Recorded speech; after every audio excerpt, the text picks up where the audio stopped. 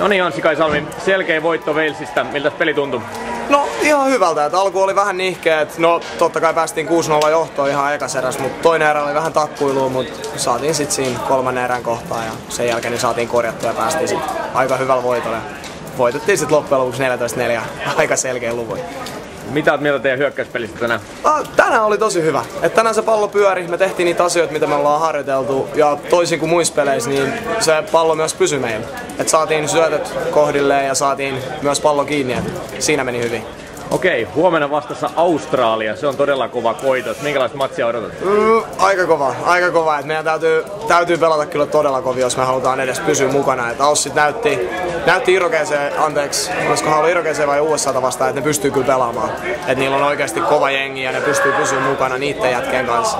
Se tarkoittaa sitä, että meillä tulee olla tosi kova vastus huomenna. Minkälainen on sun oma kunto? Vähän ilmeisesti nilkka vihotellut. No nilkka on vihotellut ja enemmänkin toi reisi, että se meni eilisessä pelissä, niin, niin sain siinä kohtaa kun yritin päästä pallon kanssa, taisin kaatua muutaman kerran ja näin, niin en tiedä onko tullut mailaa vai polvea vai mitä on tullut, mutta aika kovin tullut isku, että reisi on vähän huonossa kunnossa. Mut huomenna oot mukana rosterissa? No totta kai huomenna ollaan ja tänäänkin yritettiin vähän juoksenua siellä, olla mukaan hyökkäyksissä, mutta kyllä siinä niinku peliaikaa saadaan ja yritetään olla kaikessa mukana. Hyvä, kiitos Anssi. Joo, kiitos.